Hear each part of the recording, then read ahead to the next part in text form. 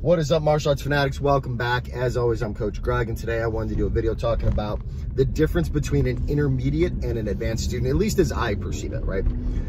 And I think you can be an amazing striker and still be an intermediate student.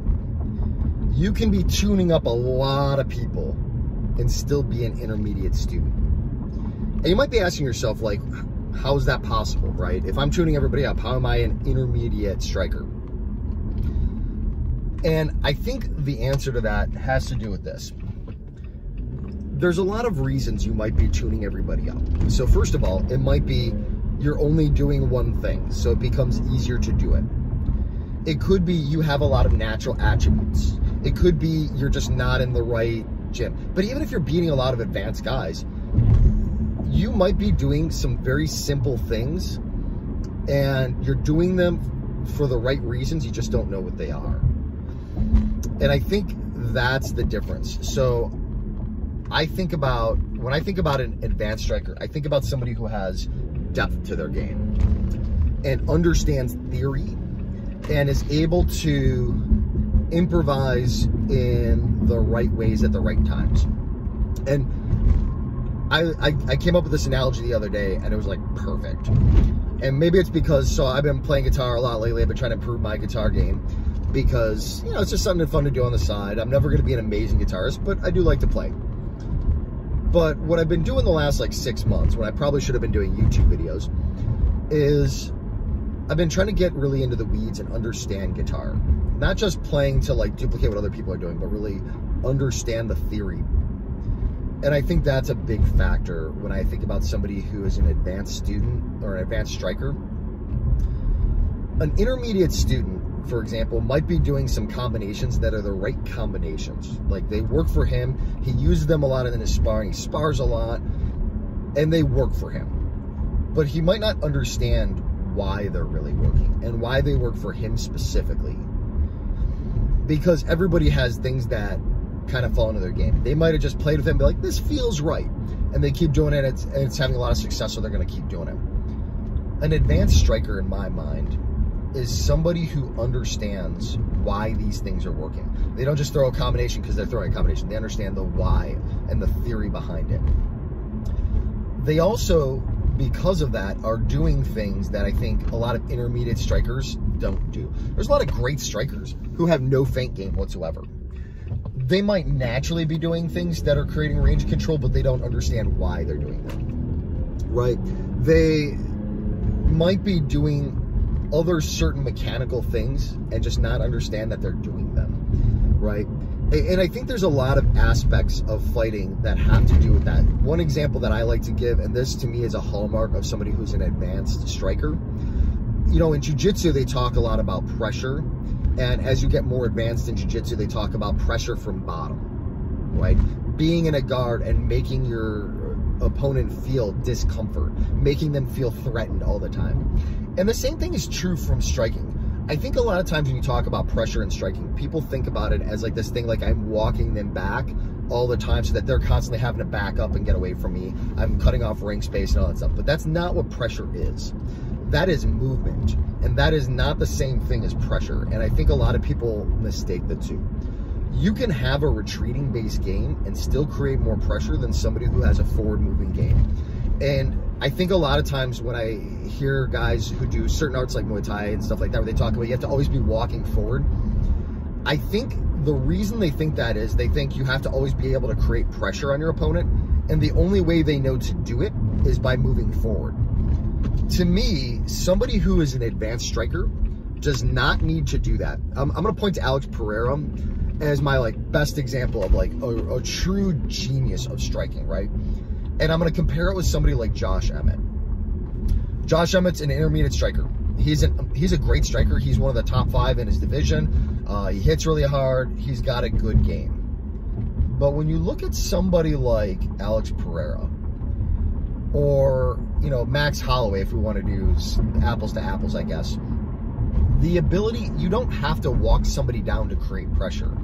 You know, you can retreat back, and Pereira's known to do this. He kind of lets himself be moved back to the cage, and he still tunes people up. He doesn't need to move forward. But when he moves back, they're still pressured to access him.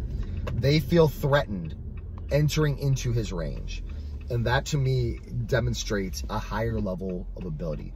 Pressure at all times and in all spaces, under all different types of movement. So somebody giving you forward movement, somebody giving you a blitz, somebody giving you a static position, somebody retreat, all these, somebody circles a lot. All of these are things that it doesn't matter. They still feel under pressure and obligated to act. And I think that's a big thing. That's what pressure really is you're putting the ball in their court and making them do something and leaving them open to fail. That is a type of pressure. When you walk somebody back, that's essentially what you're doing. You're putting them under duress and you're forcing them into action. You can do the same thing retreating once you learn how. And I think somebody who is an intermediate level striker does not know how to do that. I think ultimately what makes a great striker, though, and a real advanced striker, is somebody who understands the theory well enough to be able to improvise. And the way that I described this the other day that was like perfect is, let's say I'm playing a solo.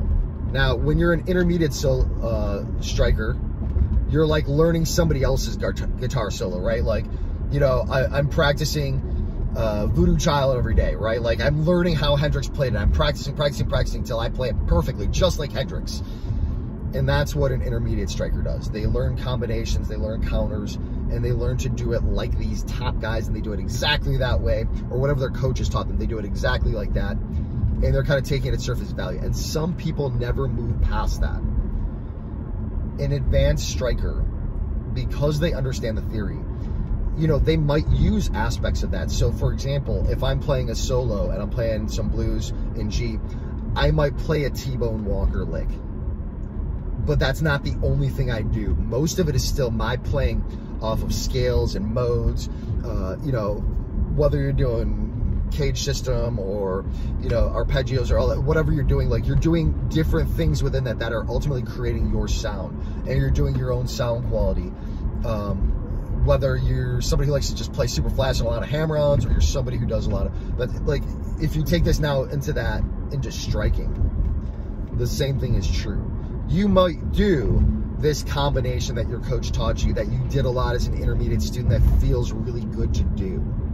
And that's your T-Bone Walker lick, right? You're gonna do that and you're gonna work it in there. And maybe you have another combination that you like to do that is, you know, a Robert Johnson lick. Like, you're gonna merge these two things together. So that becomes your jab cross leg kick. That becomes your leg kick to a lead side hook. Like, you start working these things in, right? But then you also have the ability to improvise, to adjust based on, you're not trying to make everything fit this cookie cutter.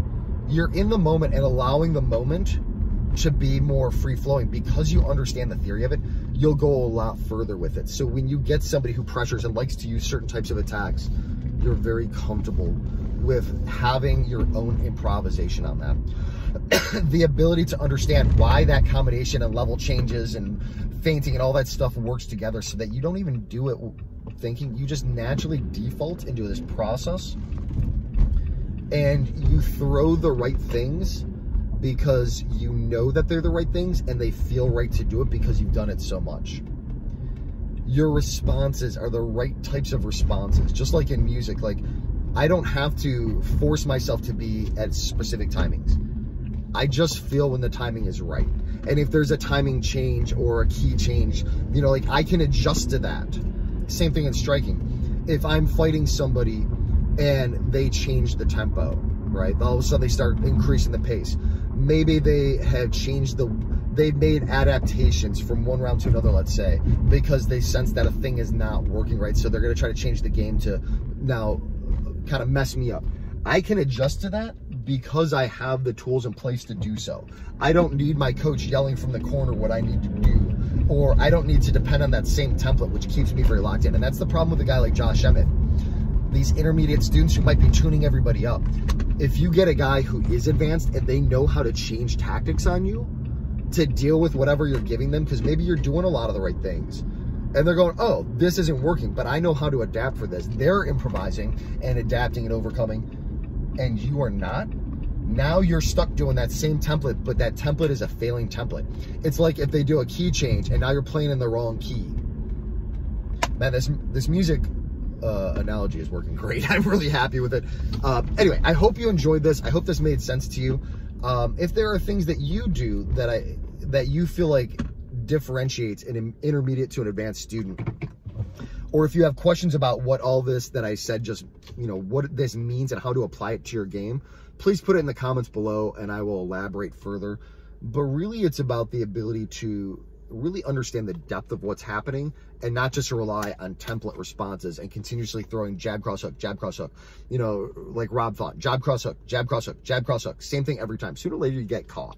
You might get away with it on people for a while, but eventually you're going to run into somebody that it's not going to work on. And so getting into the depth and getting to the weeds, that is why I consider somebody an advanced striker, because they're versatile enough to deal with any situation because they can improvise.